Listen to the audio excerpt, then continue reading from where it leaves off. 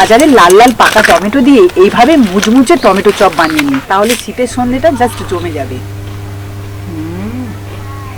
নমস্কার বন্ধুরা, সাবিত্রী কিচেনে সবাইকে স্বাগত জানিয়ে আজকে আমার রান্নাঘরে নিয়ে চলে এলাম বেশ কয়েকটা পাকা টমেটো। আর এই টমেটো দিয়ে বানাবো টমেটোর চপ। শীতের সময় কিন্তু টমেটো চপটা খেতে ভীষণ ভালো লাগে, আর এটা বানানো যেমন সহজ তেমনই কিন্তু কম সময়ও লাগে। তো আপনারা শুরু থেকে শেষ অবধি ভিডিওটা দেখবেন, আশা করি ভালো লাগবে। আর ভালো যদি লাগে তাহলে প্লিজ একটা লাইক করে বন্ধুদের সাথে শেয়ার করবেন। যারা আমার নতুন বন্ধু আছেন তারা যদি ইউটিউব থেকে দেখে থাকেন তাহলে প্লিজ চ্যানেলটাকে সাবস্ক্রাইব করে রাখবেন। আর যারা ফেসবুক থেকে দেখছেন তারা ফেসবুক পেজটাকে ফলো করে দেবেন। তাহলে চলুন আজকে রেসিপিটা শুরু করি। আমি এখানে টমেটো চপটা যে বানাবো সেখানে টমেটোটা দেবো 2 খণ্ড করে, মানে একটা টমেটোয় 2টো চপ হবে। তো এগুলোকে এই যে ছুরি দিয়ে জাস্ট 2 পিস করে দিচ্ছি। এই যে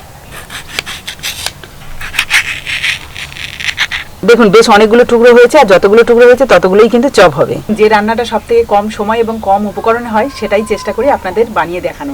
তো চলুন এটাকে সাইডে রেখে এবার একটা আলুর পুর বানিয়ে নিই। তার জন্য উনুনটাকে ভালো করে ধরিয়ে নিলাম। এবার একটা কড়াই বসিয়ে দিচ্ছি। প্রথমে শুকনো কড়াইয়ের মধ্যে একটা মশলা ভেজে নেব। তার জন্য দিয়ে দিচ্ছি গোটা ধনে 1 চামচ, গোটা মৌরি 1 চামচ, গোটা জিরে 1/2 চামচ, আর দিচ্ছি একটা শুকনো লঙ্কা। যে কোনো চপে কিন্তু একটু ভাজা মশলা দিলে বেশি ভালো লাগে খেতে। হালকা ভেজে নিয়ে এবার সরাসরি শিলের উপর দিয়ে দিচ্ছি, কারণ ঠান্ডা হলে একটাকে গুঁড়ো করে নেব। এবার একটা আলুর পুর বানিয়ে নেব। তার জন্য কিন্তু কয়েকটা আলু আগে থেকে আমি সিদ্ধ করে নিয়ে এসেছিলাম যাতে তাড়াতাড়ি হয়ে যায়। এখন কড়াইতে দিয়ে দিচ্ছি অল্প একটু সাদা তেল, অল্প একটু সাদা জিরে, দিয়ে দিচ্ছি থেঁতো করা আদা রসুন, 3টে কাঁচা লঙ্কা কুচি, আর 1 চিমটি হিং। হালকা করে ভেজে নিলাম। এবার সিদ্ধ করে রাখা আলুগুলোকে এই যে হাত দিয়ে ম্যাশ করে দিচ্ছি।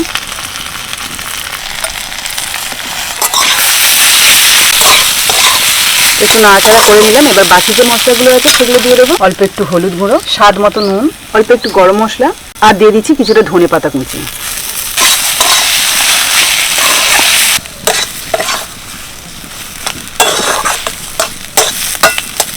তো এটা একটু শুকনো শুকনো হতে থাকুক। আর এদিকে যে মশলাটা আমি ভেজে রেখেছিলাম সেটা তো ঠান্ডা হয়ে গেছে, তাই গুঁড়ো করে নেব।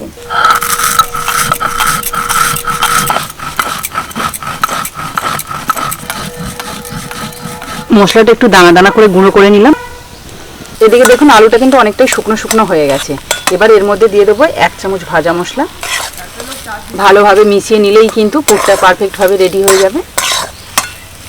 1 মিনিট মতো নাড়াচাড়া করলাম, পারফেক্টভাবে রেডি হয়ে গেছে। এবার নামিয়ে নিচ্ছি।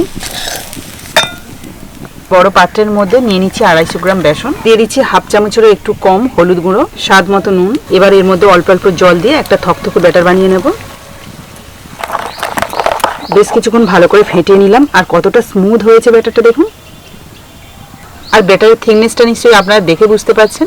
তো চলুন এবার এটাকে সাইডে রেখে টমেটো চপের শেপটা দিয়ে নিই। 1 পিস টমেটো নিলাম, এখান থেকে কিছুটা পুর নিয়ে নিচ্ছি। এই যে এটাকে একটুখানি পাতলা করে এবারে এই যে টমেটোর পিসটা এইভাবে দিয়ে দিচ্ছি।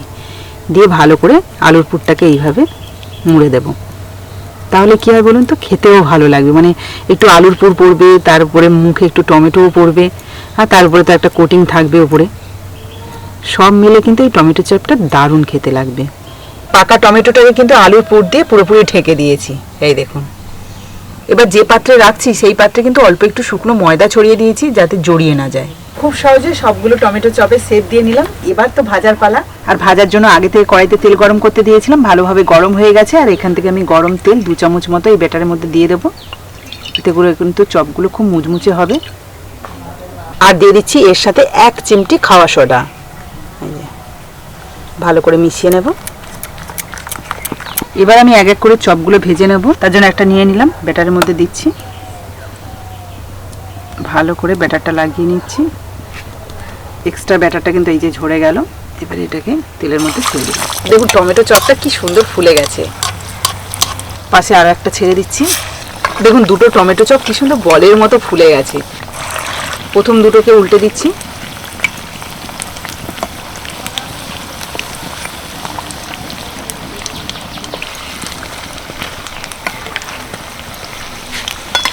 টমেটো চপগুলো দেখুন কত বড় বড় সাইজের হয়েছে, আর দেখতেও কিন্তু বেশ ভালো লাগছে। উল্টে পাল্টে বেশ লাল লাল করে টমেটো চপগুলো ভেজে নিয়েছি। এই দেখুন আর একটা টমেটো চপ দেখুন একদম বলের মতো ফুলে গেছে। পরের 3টেও বেশ সুন্দর করে ভেজে নিলাম। এই দেখুন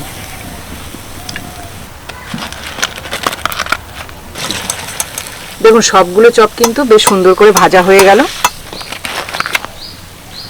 এমনি আলুর চপ যেমন হয় ঠিক তেমন নয়, কিন্তু একটু অন্যরকম, যেহেতু এটা টমেটোর চপ সেই জন্য। তো চলুন এটাকে আমি এবার কেটেও দেখাবো এবং খেয়েও বলবো এর স্বাদটা কেমন হয়েছে। এখানে কিন্তু প্রত্যেকটা চপই মুচমুচে, তবে আমি একটা হাত দিয়ে ভেঙে আপনাদের দেখাবো, তাহলে আরো ভালোভাবে বুঝতে পারবেন কতটা মুচমুচে। এই যে চপটা দেখুন কতটা সুন্দর লাগছে না দেখতে, আওয়াজটা শুনতে পেলেন নিশ্চয়ই। আপনাদের তো একটা ভেঙে দেখিয়েছি, এবার কিন্তু একটা কেটে দেখাবো। এই দেখুন ভেতরে দেখেছেন টমেটোটা কিন্তু পুরো গলে গেছে, বাইরেরটা খুব মুচমুচে একটা কোটিং রয়েছে, ভেতরে কিন্তু আলুর পুর, তারপরে রয়েছে টমেটো। কেমন লাগবে আপনারাই বলুন।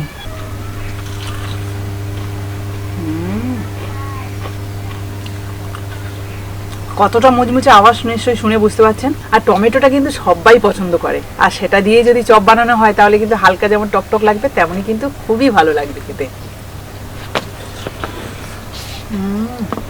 আমি যে টমেটো চপটা খাচ্ছি তার মধ্যে যে টমেটোটা রয়েছে সেটা কি সুন্দর গলে গেছে দেখুন। তো বন্ধুরা আপনারা দেখতেই পেলেন কত সহজে এই টমেটো চপটা বানিয়ে নিলাম, আর সেটা খেতে কেমন সেটাও কিন্তু আপনাদের জানিয়ে দিলাম। তো আজকের এই রেসিপিটা যদি আপনাদের ভালো লাগে তাহলে প্লিজ একটা লাইক করে বন্ধুদের সাথে শেয়ার করবেন। আজকের মতো টাটা, পরের দিন আসবো আবার একটা নতুন ভিডিও নিয়ে। ততক্ষণে ভালো থাকবেন, সুস্থ থাকবেন।